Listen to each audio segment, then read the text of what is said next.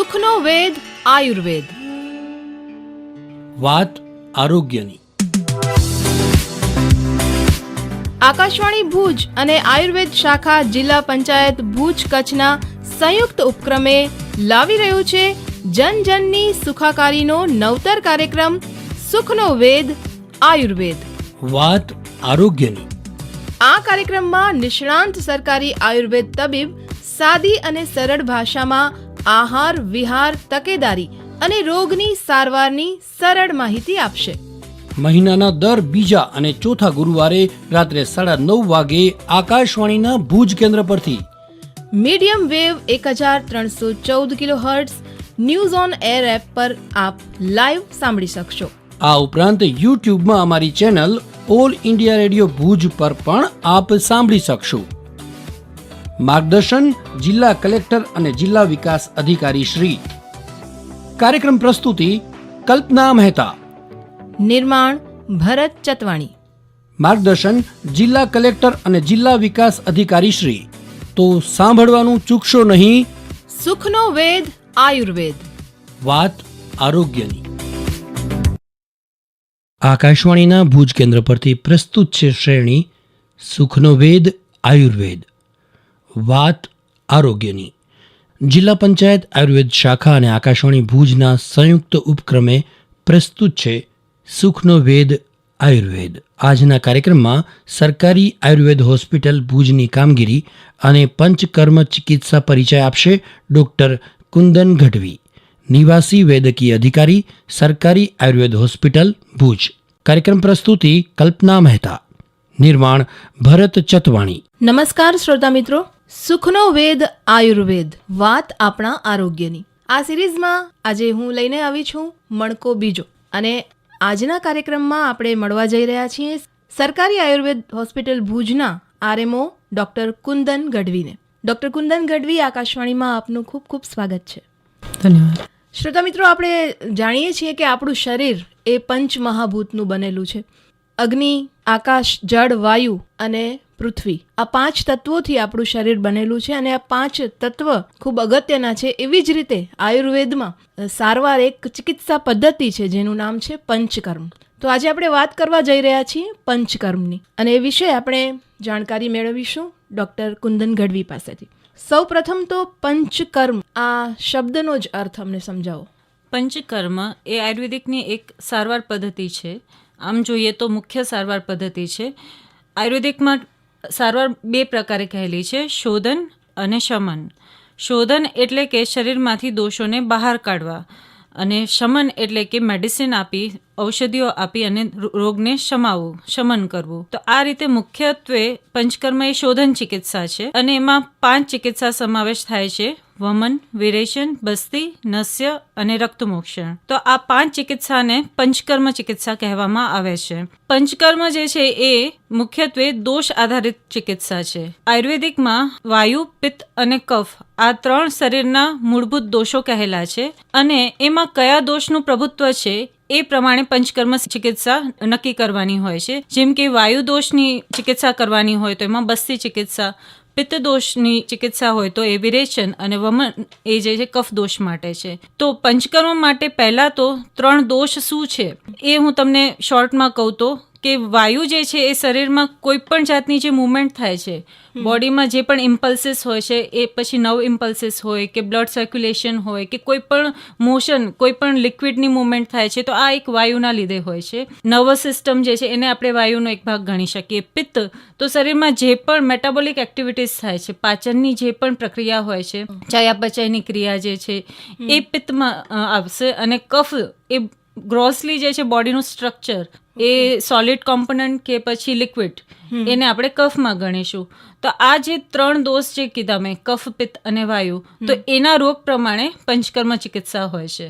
એટલે જેમ મેડમે સમજાવ્યું કે પંચકર્મ એ એક શોધન પદ્ધતિ છે કે જે રોગો, જે હઠીલા રોગો છે કે જે ઔષધથી ક્યોર નથી થતા, એના માટે આપણે એને જડમૂળથી ક્લિયર કરવા માટે પંચકર્મ કરાવી શકીએ. તો આ પંચકર્મ કોણ કરાવી શકે? પંચકર્મ જેમ મેં આગળ કહ્યું એમ વાયુના રોગોમાં બસ્તી. તો વાયુના રોગો એટલે કે નર્વસ સિસ્ટમના રોગો, કે ડિજનરેટિવ જેટલા ડિસઓર્ડર્સ છે એ બધા, શરીરમાં ક્યાંય પણ દુખાવો થવો, પછી એ કાર્ડિયકનું ચેસ્ટ પેઇન હોય કે પછી મેન્સ્ટ્રુઅલ પેઇન હોય, ડિસ્મેનોરિયા, કે પછી એબ્ડોમિનલ પેઇન છે, પેટનો દુખાવો, તો આ દરેકમાં વાયુનું ઇન્વોલ્વમેન્ટ હોય છે. તો આ વાયુના રોગોમાં ખાસ કરીને બસ્તી કરવાનું કહ્યું છે. એ જ રીતે જે પેરાલિસિસ થાય છે, લકવાની અસર થાય છે, તો એમાં પણ બસ્તી કરવામાં આવે છે. પિત્તના રોગો એટલે કે સ્કિન ડિસઓર્ડર્સ મોસ્ટલી બધા પિત્તમાં આવે છે. સોરિયાસિસ છે, ખરજવું છે, તો આ પ્રકારના ચામડીના રોગો, ઉપરાંત ચયાપચયની વિકૃતિજન્ય રોગો, મેટાબોલિક ડિસઓર્ડર જે આપણે કહીએ, જેમાં થાઇરોઇડ, ડાયાબિટીસ, તો આ બધા રોગોમાં વિરેચનનો ખૂબ જ સારો રોલ છે. અને કફના રોગો જેમ કે જૂનું પીનસ, સાઇનસાઇટિસ, અસ્થમા, એલર્જીક બ્રોન્કાઇટિસ, તો આ બધાને કફના રોગો કહેવામાં આવે છે. એનામાં વમન ચિકિત્સા કહેલી છે. આમ કફ જે છે એનું મુખ્ય સ્થાન શરીરમાં ઉરહ સ્થાન કીધું છે, એટલે કે અપર પાર્ટ્સ બોડીનું. તો એમાં વમન જે છે એ નિયરેસ્ટ રૂટથી દોષોને બહાર કાઢવામાં આવે છે વમન દ્વારા, એટલે કે ઔષધિ મુખ દ્વારા આપી અને મુખથી જ બહાર કાઢવામાં આવે છે વોમિટિંગ દ્વારા. બરાબર. પિત્તમાં જે છે એ મેડિસિનને પર્ગેશન દ્વારા બહાર કાઢવામાં આવે છે, કારણ કે પિત્તનું મુખ્ય સ્થાન જે કહ્યું છે એ આમાશય ને પક્વાશયની વચ્ચે, એટલે આપણા લીવર કે જેટલા પણ મેટાબોલિક ઓર્ગન્સ છે એ મેઇનલી પિત્તનું સ્થાન છે. એટલે એનો નિયરેસ્ટ રૂટ જે છે એના રૂટ થશે, એટલે ત્યાંથી દોષને બહાર કાઢવામાં આવે છે. અને વાયુનું મેઇન સીટ જે છે એ પક્વાશય કહ્યું છે, એટલે લાર્જ ઇન્ટેસ્ટાઇન. અને ત્યાંથી જ એનિમા દ્વારા, એટલે કે એનિમા એક વર્ડ યુઝ કરું છું જેથી સમજાય, પણ બસ્તી એને કહેવામાં આવે છે. એને ઓઇલ જે છે આંતરડામાં આપી અને વાયુના રોગોમાં સારવાર કરવામાં આવે છે. અને અત્યારનો જે મેઇન લેટેસ્ટ કોન્સેપ્ટ છે કે બ્લડ બ્રેઇન બેરિયર, કે આપણા બ્રેઇનમાં જેટલા ન્યુરોન્સ છે એટલા જ ન્યુરોન્સ આપણા ઇન્ટેસ્ટાઇનમાં છે. બરાબર. એટલે આપણે જે બસ્તી આપીએ છીએ એ આખા બોડી ઉપર એની ઇફેક્ટ આપે છે થ્રુ નર્વસ સિસ્ટમ. તો આ રીતે અલગ અલગ રોગોમાં ચિકિત્સા આપવામાં આવે છે. તો આ તો થઈ સારવારની પદ્ધતિ.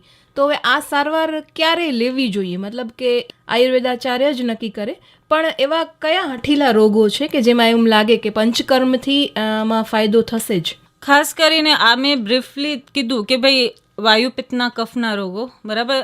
એક હજુ નસ્યનું રહી ગયું કે ઉર્ધ્વજત્રુગત રોગો, એટલે કે જેમ કે માઇગ્રેન છે, એલર્જીક રાઇનાઇટિસ છે, એલર્જીની જૂની શરદી છે, માથાનો દુખાવો, યાદશક્તિ ઓછી થવી, અનિદ્રા, અત્યારે બહુ બધા કેસીસ જોવા મળે છે. સિમ્પલ નાકમાં ટીપા નાખવાની આવે છે પ્રોસિજર, એ કરવાથી જ આમાં ઘણો બધો ફાયદો થતો હોય છે. તો અમુક રોગો એવા છે કે જે ક્રોનિકની કેટેગરીમાં આવે છે, કે વારંવાર થાય છે, રોગ રિલેપ્સ નેચરના હોય છે, કે અમુક ટાઈમે એના સિમ્ટમ્સ ઓછા થઈ જાય છે, ફરી પાછા એ થાય છે.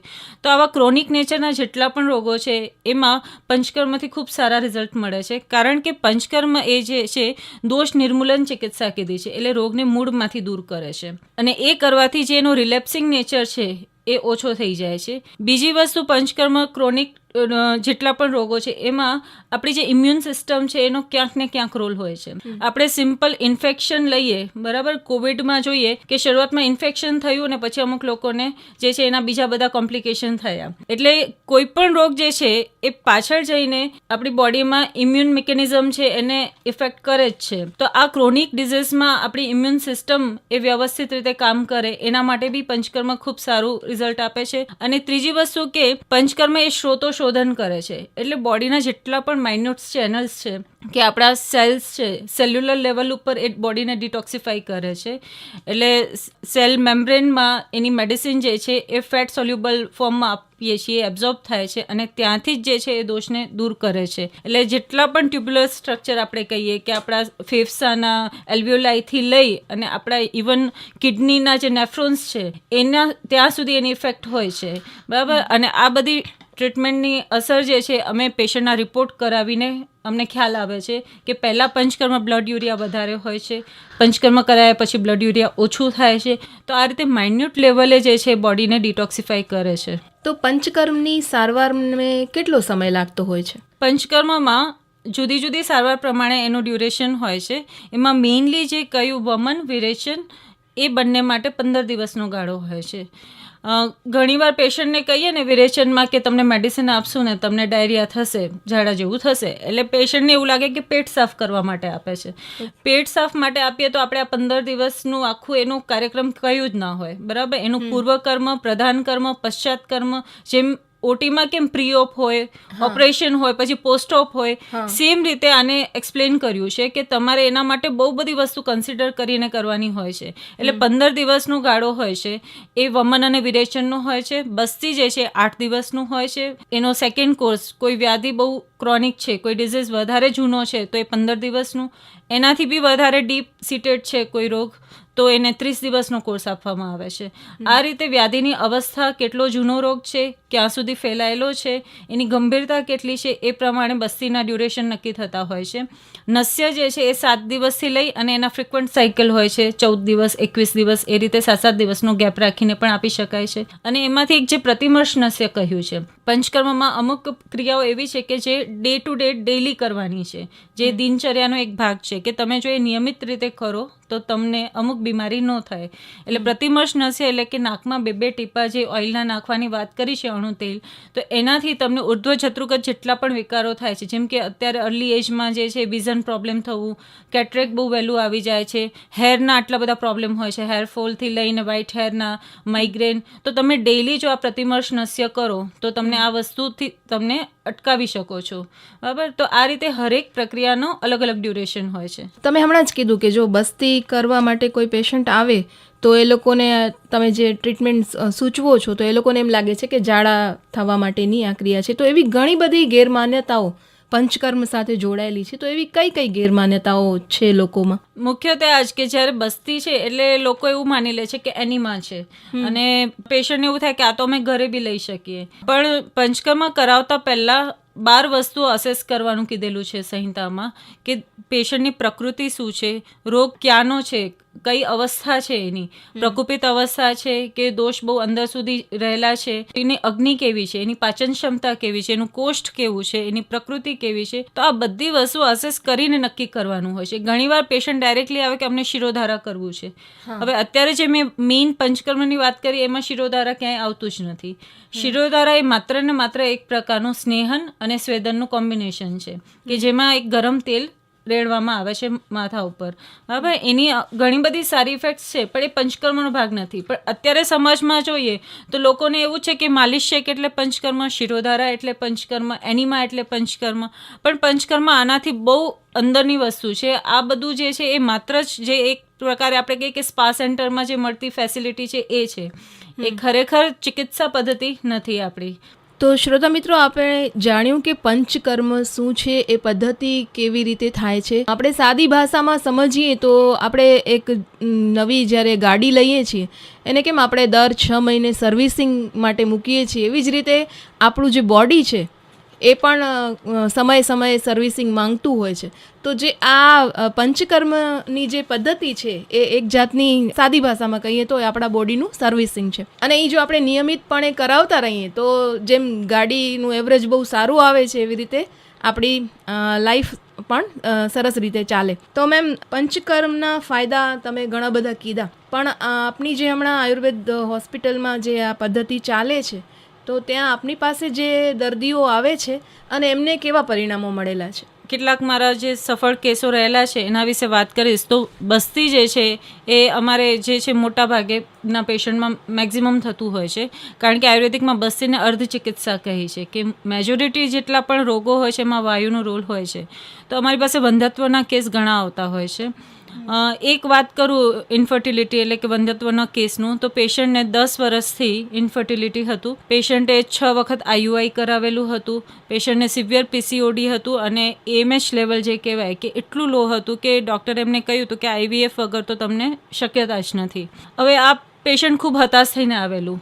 પેશન્ટને કોઈ આશા નહોતી, પણ છતાં બી એને એમ થયું કે હવે હું છેલ્લા પ્રયત્નો અહીંયા કરું આયુર્વેદિકમાં. જનરલી પેશન્ટ આ રીતે હતાશ થઈને જ છેલ્લે આયુર્વેદિકમાં આવતું હોય. તો પેશન્ટને વિરેચન આપેલું. પછી વિરેચન પછી 1-8 મહિના પેશન્ટ બહારનું હતું, રાજસ્થાનનું, કારણ કે BSF ઓફિસરના વાઇફ હતા. એટલે એ લોકોનું જે નેટિવ પ્લેસ હોય એટલે પેશન્ટ વિરેચન કરાવી અને 1 મહિનો ત્યાં જતું રહ્યું. ફરી આવ્યું પેશન્ટ, બસ્તી કરાવી એમને. બસ્તીને એમના મેં ટોટલ 17 દિવસ બસ્તી કરેલી, જે આપણે કાલ બસ્તીનો કોર્સ કહે છે એ. અને within next month patient नो मैंने फ़ोन આવ્યો कि मैडम मेरा यूपीटी पॉजिटिव है और बीटा एचसीजी लेवल जो है वो प्रेगनेंसी को इंडिकेट कर रहा है અને અત્યારે પેશન્ટને 6 મંથ કન્ટિન્યુ છે પ્રેગ્નન્સી. ઇવન પેશન્ટ પોતે બી એ વસ્તુ ધારી નથી કે મને આટલી જલ્દી સફળતા મળશે. અને આવા તો ઘણા બધા કેસીસ આપણે ટ્રીટ કરેલા ઇન્ફર્ટિલિટીમાં. જ્યારે આવા લાઇફસ્ટાઇલ રિલેટેડ કોઝ હોય કે ટ્યુબલ બ્લોકેજ છે કે પીસીઓડી છે કે આ દરેકમાં આયુર્વેદિકના ખૂબ જ સારા પરિણામ છે. આ વાત થઈ બસ્તીની. એ જ રીતે વિરેચન. તો અત્યારે ડાયાબિટીસના પેશન્ટમાં અમારે હોસ્પિટલમાં આમ તો ડાયાબિટીસનો દર મંગળવારે કેમ્પ હોય જ છે, તો ખૂબ બધા પેશન્ટ ડાયાબિટીસના આવતા હોય છે. દવાથી પણ સારો રિસ્પોન્સ મળે છે. પણ જ્યારે ટાઈપ 2 ડાયાબિટીસ હોય છે, અર્લી એજમાં હોય છે, ત્યારે આ લાઇફસ્ટાઇલ ડિસઓર્ડરમાં આવે છે ડાયાબિટીસ. એટલે એમાં એની લાઇફસ્ટાઇલ, એનું ફૂડ, તે એ બધી વસ્તુનું વધારે રોલ હોય છે. તો આવા પેશન્ટમાં આપણે વિરેચન આપીએ છીએ. પેશન્ટનું કોન્સ્ટન્ટલી 400-450 રહેતું હોય અને લાસ્ટમાં એવું કીધેલું હોય કે હવે ઇન્સ્યુલિન લેવું પડશે. એક કોર્સ વિરેચનનો આપવાથી પેશન્ટનું સીધું 200ની અંદર આવી જાય છે. અને પછી આપણી જે શમન ઔષધિઓ છે એનાથી એને ખૂબ સારું કંટ્રોલ થાય છે. પેશન્ટને એક પણ પછી ધીરે ધીરે કરીને આપણે એલોપેથિક મેડિસિન પણ ઓછી કરાવી દઈએ છીએ. પણ હા, પેશન્ટની કન્ડિશન આ તે બધું જોવું પડે. એજ કેટલી છે, આપણે યંગ એજમાં આ બધી વસ્તુ વધારે કરાવીએ છીએ. બહુ 60+ પછી હોય તો એમાં પંચકર્મ બહુ પ્રિકોશન્સથી કરાવવું પડતું હોય છે. તો આ રીતે જેમ મેં કીધું કે રોગની અવસ્થા પ્રમાણે કરાવવું પડે. અને એમાં ડાયાબિટીસમાં સુગર લેવલ કોન્સ્ટન્ટલી ચેક કરતા રહેવું પડે. તો આ વિરેચનથી થાઇરોઇડમાં પણ બહુ સારા પરિણામ મળે છે. એ જ રીતે નસ્ય, કે એક પેશન્ટ હતું કે એને એલર્જીની શરદી એ ખૂબ લાંબા ટાઈમથી હતી. બધી જ દવાઓ કરેલી હતી. છેલ્લે પેશન્ટ એવું હતું કે હવે ઓપરેશન, એને અંદર થોડા સાઇનસમાં જે છે પોલિપ બી થઈ ગયેલા હતા. પેશન્ટને ઓપરેશન માટે વિચાર્યું હતું. પછી આપણે ત્યાં નસ્ય કરાયું. એના પછી એને નેઝલ બ્લોકેજવાળો પ્રોબ્લેમ સોલ્વ થયો. અને જે રનિંગ નોઝ કોન્સ્ટન્ટલી રહેતું હોય, એમાં છીંકો આવી, નાકમાંથી પાણી રહેવા, તો બધા સિમ્ટમ્સ સબસાઇડ થઈ ગયા. તો આ રીતે ઘણા બધા કેસીસમાં આવા સારા પરિણામ મળતા હોય છે. અને ખાસ રક્તમોક્ષણ એક વાત રહી ગઈ કે આપણે વેરિકોઝ વેઇનમાં અત્યારે રક્તમોક્ષણ બી કરીએ છીએ કે જે ત્યાં બ્લડ સ્ટેસિસ થતું હોય, જે વિનસ બ્લડ સ્ટેસિસ, અને જે શિરા ગ્રંથિ એને કહેવાય છે કે ત્યાંની જે નસો ફૂલી જતી હોય ને એમાં ખરાબ લોહીનો ભરાવો થાય, લાંબા ગાળે ત્યાં સ્કિનમાં પ્રોબ્લેમ કરે, અલ્સર કરે. તો આમાં આપણે દૂષિત રક્તને બહાર કાઢીએ છીએ અને ઘણા સારા પરિણામ મળે છે એનાથી. સુખનો વેદ આયુર્વેદ, વાત આપણા આરોગ્યની. આ કાર્યક્રમ આપ આકાશવાણીના ભુજ કેન્દ્ર પરથી સાંભળી રહ્યા છો. અને આજના કાર્યક્રમમાં આપણી સાથે છે સરકારી આયુર્વેદ હોસ્પિટલ ભુજના RMO doctor Kundan Gadhvi. Madam, સરકારી આયુર્વેદ હોસ્પિટલની કામગીરીની થોડી વાત કરશો? સરકારી આયુર્વેદ હોસ્પિટલ ભુજ જેમાં સરપટ ગેટ ઉપર ભૂકંપ પછી નવનિર્મિત થઈ છે. અને ત્યાં ઓપીડીને પંચકર્મની સુવિધા પહેલેથી જ હતી. અને અત્યારે જોવા જઈએ તો આપણે જે પ્રવૃત્તિઓ ચાલી રહી છે એમાં દર મહિનાના પહેલા બુધવારે ડાયાબિટીસ કેમ્પ હોય છે. ડાયાબિટીસમાં સુગર ચેકઅપ અને સાથે ત્યાંથી જ દવાઓ આપવામાં આવે છે. અને દરેક જે છે ત્યાંની સારવાર એ નિઃશુલ્ક છે. આના સિવાય ડાયાબિટીસની ઓપીડી દર મહિને આ જે થતી હોય છે કેમ્પ, એમાં 250 થી 300ની ઓપીડી રહેતી હોય છે. આ સિવાય દર મહિનાના પુષ્ય નક્ષત્રના દિવસે આપણે સુવર્ણપ્રાશન કેમ્પ અને કુપોષણ કેમ્પ રાખીએ છીએ. સુવર્ણપ્રાશનમાં નાના બાળકોને સુવર્ણપ્રાશન ટીપા આપીએ છીએ. સાથે સાથે જે બાળકો જરૂરી લાગે એવા રોગ પ્રમાણે એમને ત્યાંથી ઔષધ સારવાર પણ આપીએ છીએ. અને કુપોષણ નિવારણ કેમ્પમાં આપણે સગર્ભા અને ધાત્રીઓને અમુક પોષણવર્ધક દવાઓ આપીએ છીએ. સાથે સાથે આપણે જે વાત કરી બંધત્વ નિવારણ માટેની સારવાર પણ એ દિવસે કરવામાં આવે છે. તો આ જે છે વાત થઈ કુપોષણ નિવારણ કેમ્પ. આના સિવાય દર મંગળવારે અગ્નિકર્મ કેમ્પ રાખીએ છીએ. એટલે જુદા જુદા દુખાવા, જેમ કે એડીનો દુખાવો, ખભાનો દુખાવો જેને ફ્રોઝન શોલ્ડર કહીએ, પછી ગરદનનો દુખાવો, કમરમાં, તો કપાસીમાં, તો આ બધા જ રોગોમાં અગ્નિકર્મ સારવાર દર મંગળવારે હોય છે. સવારે અને સાંજે બંને ટાઈમ હોય છે. અને એ દરમિયાન પણ એવરેજ 40 થી 50 પેશન્ટ દર મંગળવારે અગ્નિકર્મ માટે માત્ર આવતા હોય છે. અને એની સાથે શિરાવેદન સારવાર પણ આપીએ છીએ, જેમાં વેરિકોઝ વેઇનને એના માટે આપણે શિરાવેદન કરીએ છીએ. એ સિવાય જે છે એ આપણે બહાર કોઈ પણ આજુબાજુના વિસ્તારોમાં, પેરીફેરીમાં પણ દર મહિને એક કેમ્પનું આયોજન કરીએ છીએ હોસ્પિટલ દ્વારા. અને આંગણવાડી અને સ્કૂલોમાં આરોગ્ય તપાસ એ પણ મહિનામાં એના શેડ્યુલ પ્રમાણે હોય છે. તો આ રીતે સતત દરરોજ કંઈક ને કંઈક એક્ટિવિટી એમાં ચાલુ હોય છે. આના સિવાય ત્યાં જે છે એવરેજ ઓપીડી ડેલીની 150થી 200 પેશન્ટની ઓપીડી હોય છે. આપણે ત્યાં ઇન્ડોરની પણ સુવિધા છે, એટલે દર્દીને દાખલ કરીને પંચકર્મ સારવાર પણ આપવામાં આવે છે અને દૈનિક ધોરણે પંચકર્મ આપવામાં આવે છે, જેમાં નસ્ય, વમન, વિરેચન, બસ્તી, રક્તમોક્ષણ, અભ્યંગ, સ્વેદન, જાનુ બસ્તી, કટી બસ્તી એટલે ઢીચણના ઘસારા અને કમરના દુખાવા માટે જે ખાસ વિશેષ પ્રકારની સારવાર છે. તો આ દરેક પ્રકારની સારવાર ત્યાં ઉપલબ્ધ છે. અને જુદા જુદા રોગો, જેમ કે અત્યારે લાઇફસ્ટાઇલ ડિસઓર્ડરમાં આપણે કહીએ તો હાઇપરટેન્શન અને ડાયાબિટીસ, એના પેશન્ટ વધારે હોય છે. બીપીના પેશન્ટમાં આપણી દવાથી ધીરે ધીરે એમની એલોપેથિક મેડિસિન પણ ઓછી થઈ જતી હોય છે. તો આ રીતે બાળરોગ ઓપીડી પણ હોય છે. એટલે નાના બાળકોમાં જુદી જુદી સમસ્યા, કૃમિ છે, પાંડુ છે, કે એના માટે ખાસ વિશેષ પ્રકારની ત્યાં ચિકિત્સા ઉપલબ્ધ છે. અને ગાયનેક ડિસઓર્ડર્સ બધા જ લેડીઝના જે પણ ડિસ્મેનોરિયાથી લઈને પીસીઓડી સુધીના બધા જ રોગોની સારવાર ઉપલબ્ધ છે. મેનોપોઝને લગતી સારવાર ઉપલબ્ધ છે. અને સિનિયર સિટીઝન માટે ખાસ આપણે શક્તિવર્ધક દવાઓ આપીએ છીએ. તો આ દરેક પ્રકારની ચિકિત્સા ત્યાં ઉપલબ્ધ છે. તો શ્રોતા મિત્રો, આપે જોયું કે હમણાં જેમ મેડમે વાત કરી એમ લોકો હવે ધીરે ધીરે આયુર્વેદ તરફ વળ્યા છે અને ખાસ કરીને શહેરી ક્ષેત્રમાં જે લોકો છે એ હવે પોતાના મૂળ તરફ એટલે આયુર્વેદ તરફ વળતા જાય છે. અને એમણે જે કોઈ પણ સારવાર કહી એ દરેક સારવાર આયુર્વેદ હોસ્પિટલમાં નિઃશુલ્ક આપવામાં આવે છે. વિના મૂલ્યે આપ એમનો લાભ લઈ શકો છો. તો ચોક્કસથી જે હઠીલા રોગો છે અને એવું લાગતું હોય કે ઘણા સમયથી દવાઓ લઈએ છીએ, ફેર નથી પડતો, તો એકવાર અચૂક આયુર્વેદ ઉપાય કરવો જ જોઈએ. તો શ્રોતા મિત્રો, જેમ આપ જાણો છો એમ દર મહિનાના બીજા અને ચોથા ગુરુવારે આપણે આ કાર્યક્રમ સુખનો વેદ આયુર્વેદ આકાશવાણીના ભુજ કેન્દ્ર પરથી પ્રસારિત થાય છે. અને એમાં હવે પછીના એપિસોડનો જે વિષય છે એ આપને અત્યારે જણાવી દઉં. હવે પછીનો જે આગળનો એપિસોડ છે એનો વિષય રહેશે આયુર્વેદ અનુસાર શરીર. તો આ વિષય આધારિત જો આપને કોઈ પ્રશ્નો હોય તો આપ અમને ચોક્કસથી અમારા વોટ્સઅપ નંબર પર મોકલી શકો છો. અને ગયા એપિસોડમાં જે એક શ્રોતા મિત્રનો અમને પ્રશ્ન મળેલ છે તો એ હું મેડમને પૂછીશ. સુખનો વેદ આયુર્વેદ પ્રશ્ન પૂછનાર છે ધીરજ વી રબારી, ડેર લીલાપર, જિલ્લા પાટણથી. એમનો પ્રશ્ન છે કે હરસ મસાની સમસ્યા દર 10 માણસે એકને આ રોગથી પીડા વેઠવી પડે છે. તો એમના મત મુજબ આ રોગને એલોપેથીનો ઉપચાર કરવા છતાં પણ ફરીથી થાય છે. તો આયુર્વેદમાં આ રોગનો કોઈ ચોક્કસ ઉપચાર છે ખરો? હરસમસા જે છે આયુર્વેદિકમાં એનું વર્ણન ગ્રહણી અતિસાર એટલે કે અગ્નિમાંદ્યના રોગો જે કયા છે એના પછી એનો ઉલ્લેખ છે. એટલે અગ્નિમાંદ્ય હોવું એનું મૂળ કારણ કહ્યું છે.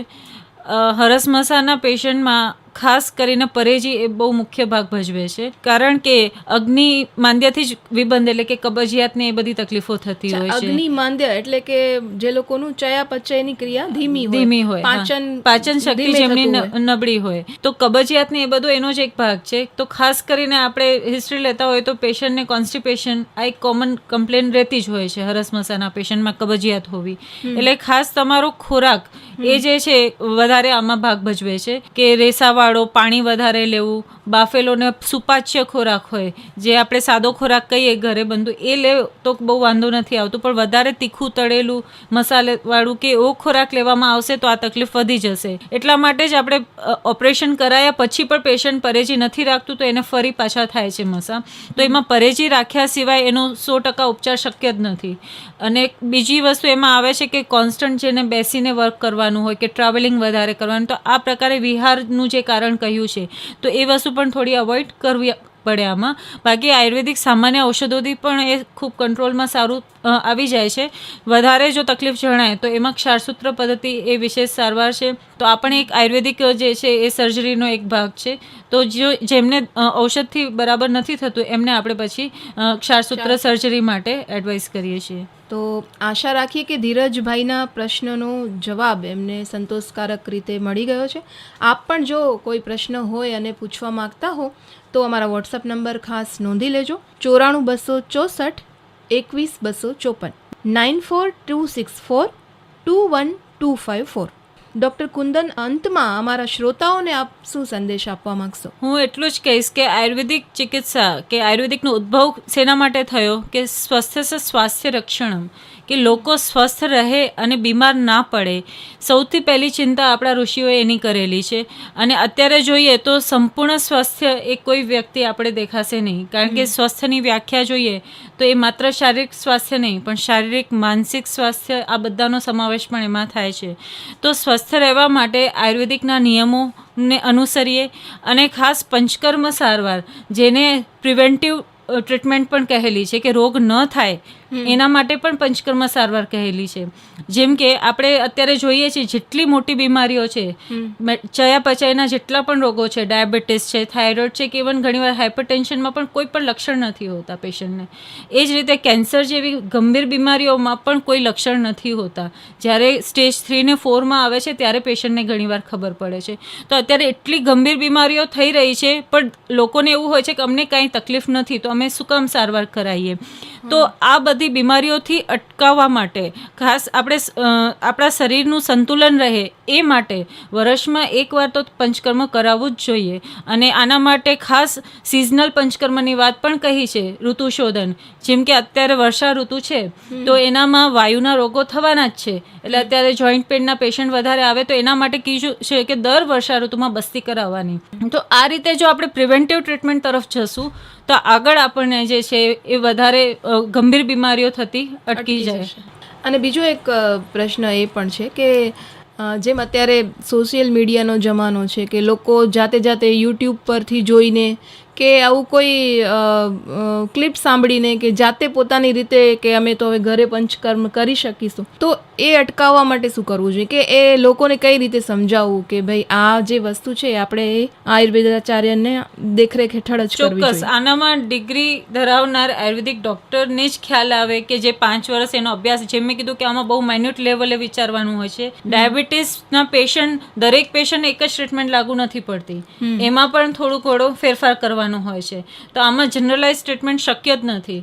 એમાં પેશન્ટ ટુ પેશન્ટ દરેકની પ્રકૃતિ પ્રમાણે, એના રોગની અવસ્થા પ્રમાણે ચિકિત્સા હોય છે, એટલે આ રીતે કરવાથી વધારે આડઅસર થતી હોય છે. તો શ્રોતા મિત્રો, આપણે પંચકર્મ વિશે ઘણી બધી માહિતી, અને જેમ મેડમે વાત કરી કે દરેક વ્યક્તિની પ્રકૃતિ અલગ હોય છે અને એમને કઈ સારવાર અસર કરશે એ બધું જ આપણે નિષ્ણાંતની સલાહ મુજબ જ કરવું જોઈએ. પણ જેમ મેડમે કહ્યું એમ રોગ ન થાય એ પહેલાંના પ્રિવેન્શન તરીકે પણ વર્ષમાં એકવાર પંચકર્મ ચોક્કસ કરાવવું જોઈએ. તો આશા છે કે આજનો આ એપિસોડ આપને ખૂબ પસંદ પડ્યો હશે, અને એ અનુસંધાને આપને કોઈ પણ પ્રશ્નો હોય તો આપ ચોક્કસ અમને વોટ્સઅપ કરી શકો છો. અને આ સાથે આપણે કાર્યક્રમના અંત તરફ જઈએ અને સરકારી આયુર્વેદ હોસ્પિટલના આરએમઓ ડૉક્ટર કુંદન ગઢવી આપણી સાથે આજે આકાશવાણીમાં જોડાયા અને આપણે આટલી સરસ માહિતી આપી એ માટે ડૉક્ટર કુંદન ગઢવી આપનો ખૂબ ખૂબ આભાર. Thank you. તો આ સાથે આજનો કાર્યક્રમ પૂરો કરવાની આપની દોસ્ત કલ્પના મહેતાને રજા આપશો. નમસ્કાર. હમણાં જ આપ સાંભળી રહ્યા હતા સુખનો વેદ આયુર્વેદ, વાત આરોગ્યની. જિલ્લા વહીવટી તંત્રના માર્ગદર્શનથી જિલ્લા પંચાયત આયુર્વેદ શાખા અને આકાશવાણી ભુજના સંયુક્ત ઉપક્રમે હમણાં જ આપ સાંભળી રહ્યા હતા આ કાર્યક્રમ. આજના કાર્યક્રમમાં સરકારી આયુર્વેદ હોસ્પિટલ ભુજની કામગીરી અને પંચકર્મ ચિકિત્સા પરિચય આપી રહ્યા હતા ડૉક્ટર કુંદન ગઢવી, નિવાસી વૈદ્યકીય અધિકારી, સરકારી આયુર્વેદ હોસ્પિટલ ભુજ.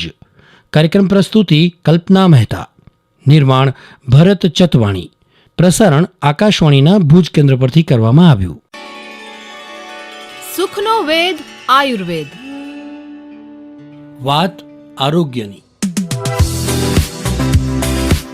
આકાશવાણી ભુજ અને આયુર્વેદ શાખા જિલ્લા પંચાયત ભુજ કચ્છના સંયુક્ત ઉપક્રમે લાવી રહ્યું છે જન જનની સુખાકારીનો નવતર કાર્યક્રમ સુખનો વેદ આયુર્વેદ, વાત આરોગ્યની.